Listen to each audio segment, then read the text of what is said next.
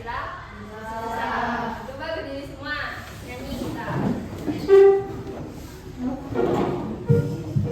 Bapak semua kan? Yuk, 1, 2, 3.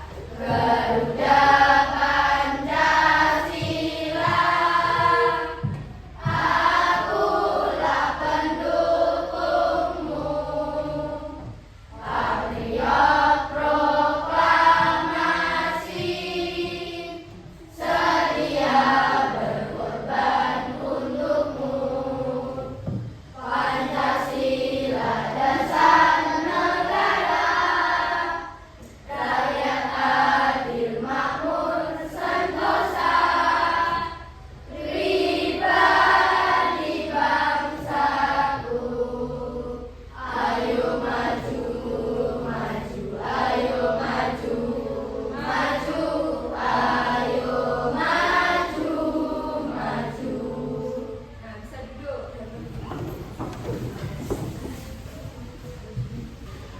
Nah, kita mulai materinya ya. Ini ada rantai makanan, ada produsen, konsumen, dan dekomposer.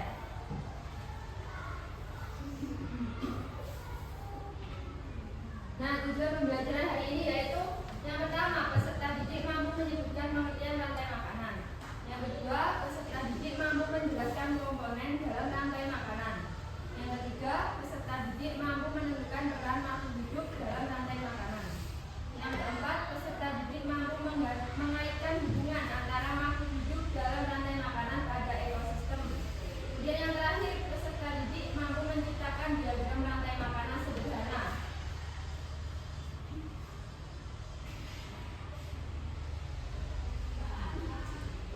Pengertian rantai makanan, ada yang udah tahu pengertian rantai makanan? Belum. Nah, ini di sini ada. Rantai makanan adalah sebuah proses makan dan dimakan antara makhluk hidup dengan urutan tertentu dalam sebuah ekosistem. Rantai makanan menggambarkan bagaimana energi berpindah dari satu organisme ke organisme lain melalui berbagai tingkat trofik seperti produsen, konsumen, dan pengurai.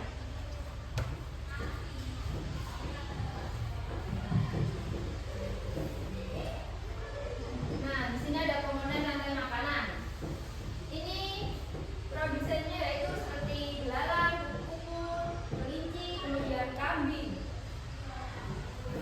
Kemudian konsumen tingkat satunya itu seperti ular, burung. Konsumen tingkat tiganya itu elang. Biasanya ada harimau.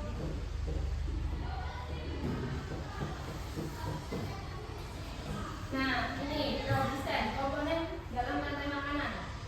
Produsen, organisme yang mampu menghasilkan makanan sendiri seperti tumbuhan hijau. Contohnya, ini ada lumut, kemudian rumput. Konsumennya yaitu organisme yang memakan makhluk hidup lain untuk mendapatkan energi seperti herbivora, karnivora, dan omnivora. Contohnya ada tingkat 1 sampai 3. Nanti kakak akan jelaskan di slide selanjutnya. Kemudian yang ketiga ada pengurai, organisme yang memecah sisa-sisa makhluk hidup yang mati seperti bakteri dan jamur.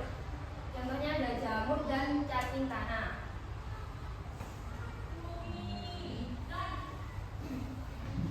Nah, ini ada macam-macam konsumen.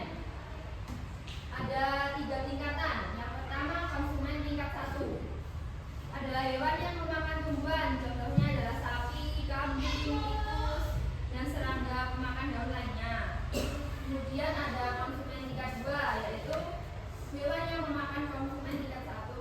Contohnya adalah ular yang memakan tikus di sawah, kemudian burung pemakan serangga, atau bahkan manusia yang memakan daging.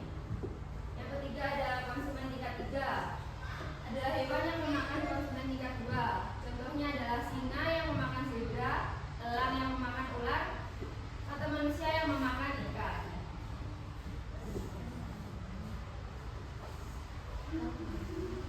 Nah, ada yang belum paham dari penjelasan sebelumnya? Udah. Nah, kita lanjut.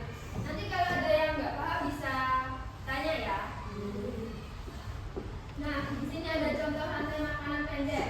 Rantai makanan tidak selalu terdiri dari urutan atau proses yang panjang, karena ukurannya yang besar Gajah dewasa tidak memiliki predator alami. Gajah memakan berbagai jenis tumbuhan termasuk rumput dan daun pohon akasia di padang rumput. Nah, ini contoh makanan pendek, contoh rantai makanan pendek, yaitu rumput dimakan gajah.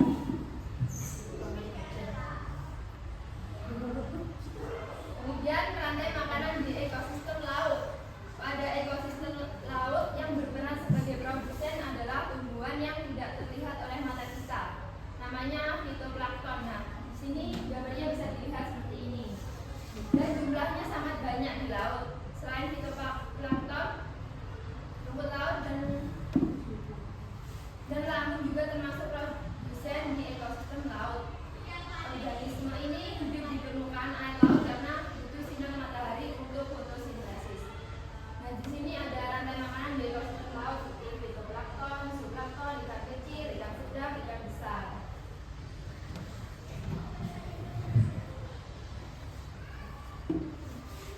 Nah, kemudian ada contoh rantai makanan pendek lagi.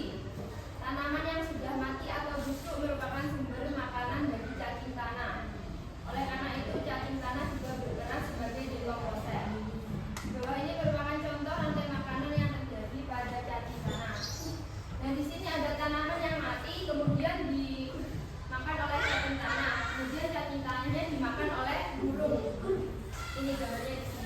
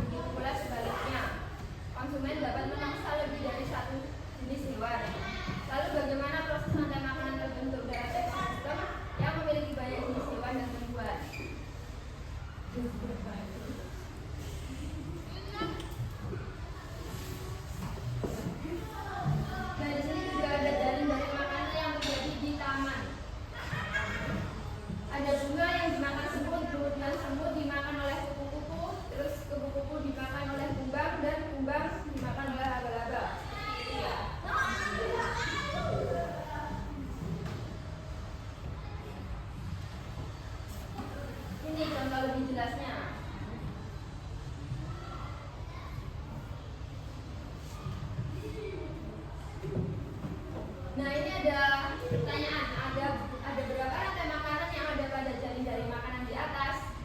Ada berapa? Coba kalian hitung. Berapa ya? 5.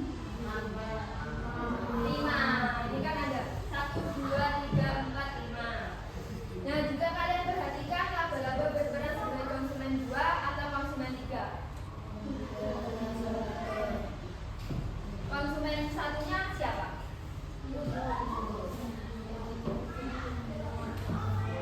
Terus konsumen satunya ada 2 kan? Ada semut sama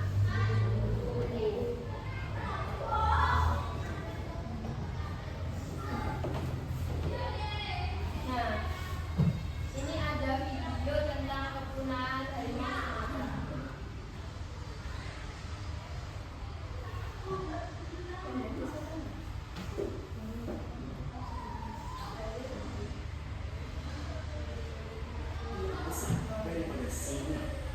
Harimau tercatat dalam populasi dari Afrika Kalian simak ya videonya.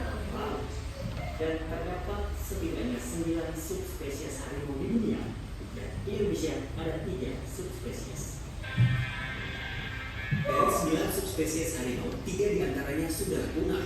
Harimau Bali dinyatakan punah pada 1937, disusul harimau Kaspia pada 1950, dan harimau Jawa yang dinyatakan punah pada 1972. Artinya, hanya tersisa 6 subspesies harimau di dunia, dan Indonesia hanya memiliki 1 subspesies yang tersisa, yaitu harimau Sumatera. Saat ini harimau Sumatera adalah harimau dengan subspesies paling kecil di antara subspesies lainnya di dunia. Namun harimau Sumatera memiliki kulit lebih gelap dan juga belang lebih padat. Inilah harimau terakhir Indonesia, harimau Sumatera. Menurut catatan World Wildlife Fund dan Global Tiger Forum pada 2016, populasi harimau di dunia dalam kurun 100 tahun terakhir menusuk hingga 96%. Dari perkiraan awal masih terdapat populasi sekitar 100.000 ekor, kini menyusut menjadi kurang dari 4.000 ekor harimau liar yang tersisa di seluruh dunia. Populasi harimau terbanyak saat ini adalah harimau benggala di India dengan perkiraan sekitar 2.200 ekor harimau liar yang tersisa. Sementara harimau Sumatera yang tersisa di alam liar diperkirakan hanya sekitar 400 sampai 600 ekor saja. Di Indonesia, penghancuran habitat merupakan ancaman terbesar terhadap populasinya saat ini. Antara tahun 1998 dan 2000 saja tercatat 66 ekor harimau Sumatera mati terbunuh. Bahkan sepanjang 2020, sejumlah harimau liar dilaporkan mati di Aceh dan Riau akibat terkena jerat dan racun. Ancaman kepunahan harimau Sumatera tidak hanya datang dari semakin sempitnya habitat, tetapi juga kedua.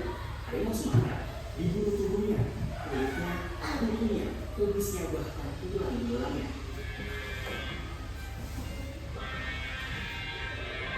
Kepunahan harimau akan menjadi petaka ekosistem.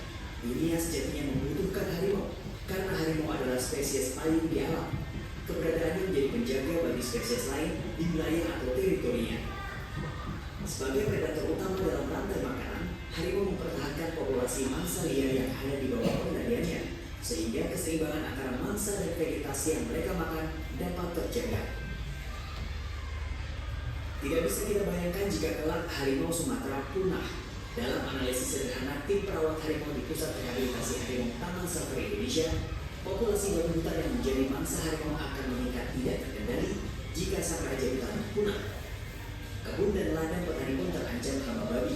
Populasi babi hutan yang meningkat juga bisa membuka peluang manipulasi penjualan daging babi berkedok daging sapi. Artinya harimau tidak hanya melindungi hutan dan menjaga integritas ekologisnya, tapi juga melindungi dunia dari ketimpangan populasi dan krisis pangan. Itulah kenapa kita membutuhkan harimau, tidak dalam keadaan mati dan diburu, tapi dalam keadaan hidup. Begitu juga Nedi Pradja, Bogor, Jawa Barat. Nah, kalian sudah mengamati video ini kan? Nanti kakak akan membagikan LKPD yang berkaitan dengan video ini ya. Nanti berkelompok aja. Nah, sebelum itu kita nyanyi dulu tentang lagu rantai makanan. Berdiri ya semuanya, biar semangat.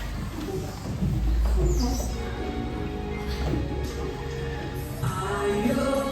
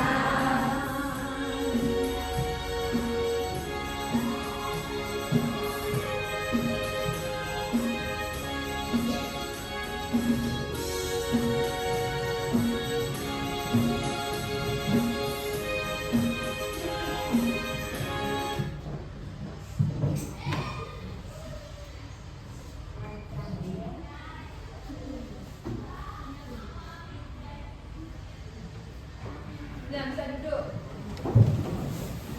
Ini kakak akan membagikan LKPD yang dikerjakan secara berkelompok. Kalian mau memilih sendiri apa dipilihkan kakak? Sendiri.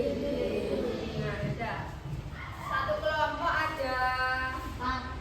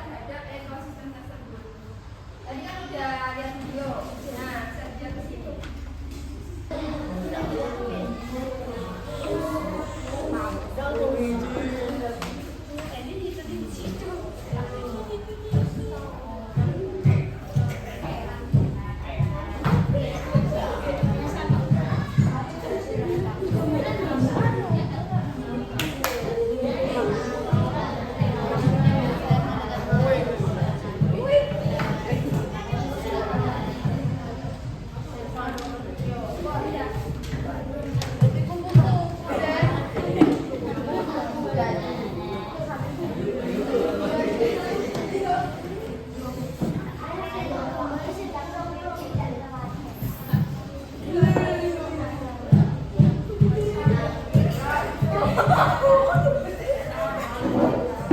semuanya. Di sini nanti ada perwakilan satu kelompok yang maju.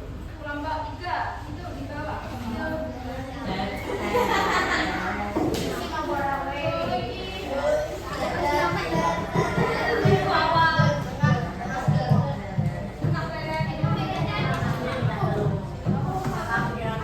Dan di sini kelompok 3 memilih ekosistem sawah. Bisa dijelaskan? Perwakilan misalnya ada.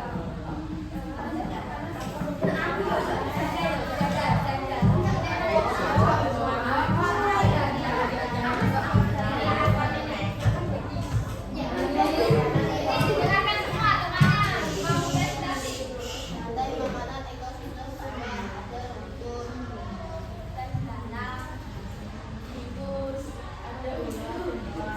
Nah, benar. Kemudian harus semua kan? Pertama itu ada rumput, belalang, tikus, ular, elang. Kemudian ada bonsai, yang terakhir itu ada jamur. Bentar, kakak mau ambil gambarnya.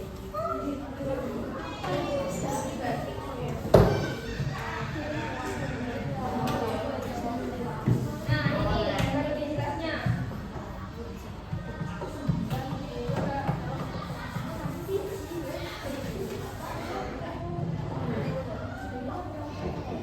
Kan tadi disuruh menggambar. Ini ada gambarnya ya.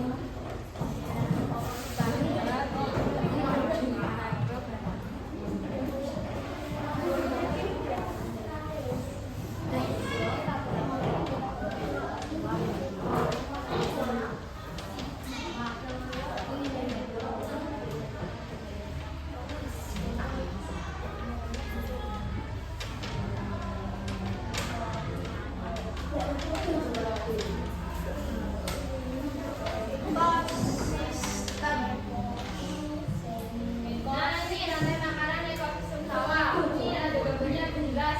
Ada padi, belalang, katak, kemudian ular, elang, kemudian pengurai, jamur. Nah, itu. Nomor 2 dibaca.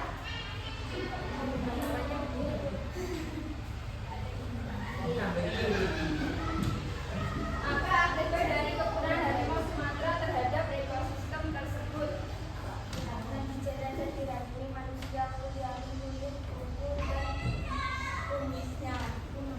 Nah, benar, tapi ini ada jawaban lebih jelasnya ya. Akibatnya mempengaruhi ekosistem hutan karena populasi babi hutan meningkat. Tadi kan di video juga ada babi hutannya kan meningkat gitu. Nah, meningkat kemudian tidak terkendali memungkinkan penjualan daging berkedok, daging sapi, dan petani terkena dampak hama babi. Jadi misal daging sapi gitu, itu dijual padahal itu daging babi gitu. Kemudian dampak hama babi juga misal.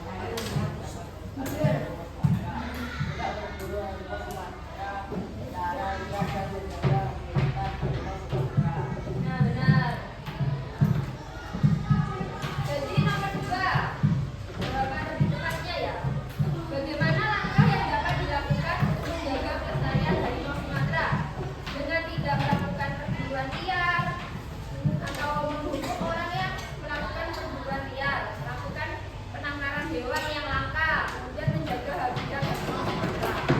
Nah, tepuk tangan untuk keluarga.